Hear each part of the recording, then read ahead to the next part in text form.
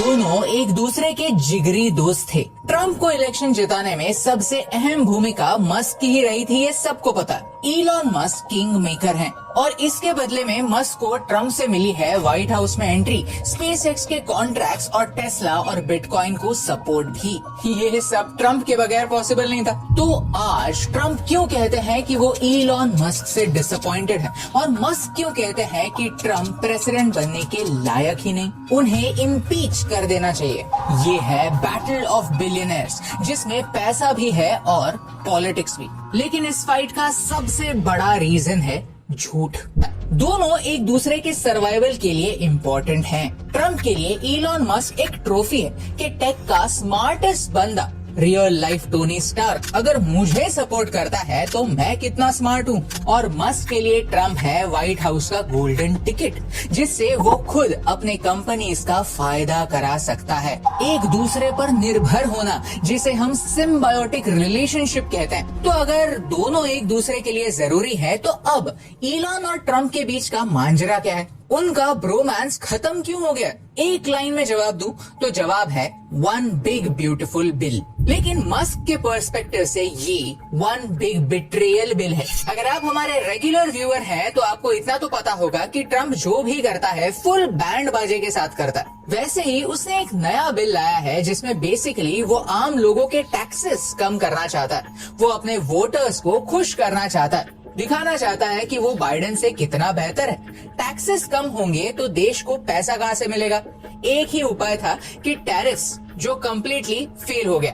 तो अब क्या करें? अब ट्रंप स्ट्रगल कर रहा है कि पैसा लाए तो कहाँ से लाएं? टारगेट हो रहे हैं इमिग्रेंट्स, यानी लीगल इमिग्रेंट्स जो अमेरिका में नौकरी करते हैं, जिनके पास सिटीजनशिप या फिर ग्रीन कार्ड नहीं है। अगर ऐसे लोग अपने घर पैसा भेजना चाहते हैं तो उन पर 5% रेमिटेंस टैक्स लगने वाला है। This is a huge problem for Indians. और ऐसा ही बड़ा प्रॉब्लम है अमेरिकन कंपनीज के लिए भी, स्पेशली ईवी कंपनीज के लिए, जैसे टेस्ला।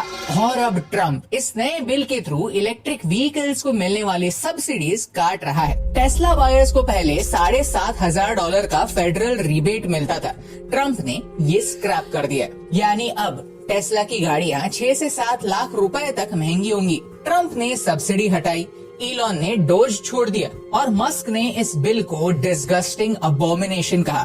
कह दिया shame on you for voting for it. जब ट्रंप को इलॉन मस्क के इस रिएक्शन के बारे में पूछा गया तो उसने कहा कि सरकार को स्पेंडिंग कम करनी है तो मस्क की कंपनीज को मिलने वाली सब्सिडीज कम करनी होंगी। दोनों दोस्त एक दूसरे को एक के बाद एक पंचेस देते गए, लेकिन आखिर में इलॉन मस्क ने एक लो ब्लो दिया। कह दिया कि ट्रंप का नाम एप्स्टीन फाइल्स में है। ये पोस्ट एक्स पर वायरल हो गई और कुछ ही घंटों में इस पोस्ट को 1 मिलियन लाइक्स आ गए और फिर बाद में ये पोस्ट डिलीट भी हो गई। अगर ये पोस्ट डिलीट नहीं होती तो फिर कोई प्रॉब्लम नहीं था, लेकिन अगर ये पोस्ट डिलीट हुआ है तो इसका मतलब ये है कि इसमें कुछ ना कुछ सच तो जरूर होगा।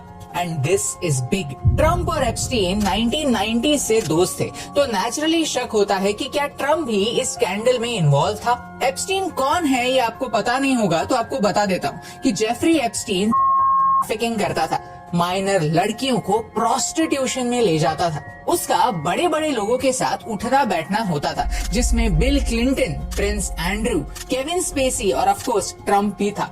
एप्स्टीन जेल में था और 2019 में उसने कर ली, लेकिन उसके क्लाइंट्स के कॉन्टैक्ट्स की एक ब्लैक बुक हुआ करती थी, जिससे पता चल सकता है कि उसके क्लाइंट्स कौन थे। कोर्ट ने ये कह दिया है कि इन फाइल्स को पब्लिक कर दो, लेकिन अमेरिकन सरकार इसे प्रोटेक्ट कर रही है, छुपाए रख रही है। मस्क कहता है कि इसका रीजन सिंपल है, इस फाइल में ट्रंप का नाम है। ये एक बहुत बड़ा एलिगेशन है और हो सकता है कि ये एलिगेशन ना हो, ये झूठ हो। सच तो यह है कि पूरा का पूरा अमेरिकन पॉलिटिक्स और यहाँ तक ट्रंप और मस्क की दोस्ती भी एक झूठ की बुनियाद पर बनी हुई है।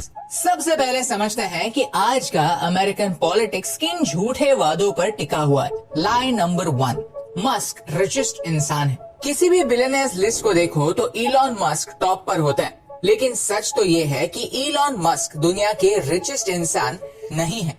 उन्हें भी लगता है कि दुनिया के सबसे रिचेस्ट इंसान पुतिन है। पुतिन रिच है क्योंकि पुतिन के पास खुद की आर्मी है, तो वो कभी भी किसी भी देश को इन्वेड कर सकता है। पुतिन के पास न्यूक्लियर वेपन्स है, खुद का देश है जहां पावर कंप्लीटली उसके हाथ में है। रशिया के सारे नेचुरल रिसोर्सेस उसके ही है। सेम बात हम शी जिनपिंग के बारे में भी कर सकते हैं। एक डिक्टेटर जैसा पॉलिटिकल लीडर किसी भी बिजनेसमैन से ज्यादा अमीर होता है क्योंकि पावर मेक्स यू रिच। जब तक इलॉन मस्क के पास पावर नहीं है तब तक मस्क रिच नहीं है। उसके मार्स पर जाने के बड़े बड़े सपने सपने ही रह जाएंगे। इलॉन मस्क को इसीलिए ट्रम्प की जरूरत है क्योंकि मस्क कभी भी प्रेसिडेंट नहीं बन सकता। उसका जन्म अमेरिका में नहीं हुआ। इस लीगैलिटी की वजह से इलॉन मस्क कहते हैं कि उन्हें खुद की पॉलिटिकल पार्टी शुरू कर देनी चाहिए ताकि उनका पपेट कभी ना कभी प्रेसिडेंट बन सके। He can only be a king maker, he can never be a king. Elon को लगता था कि ट्रम्प ही वो पपेट हो सकता है, लेकिन अब वो जान चुके हैं कि ये सच नहीं है।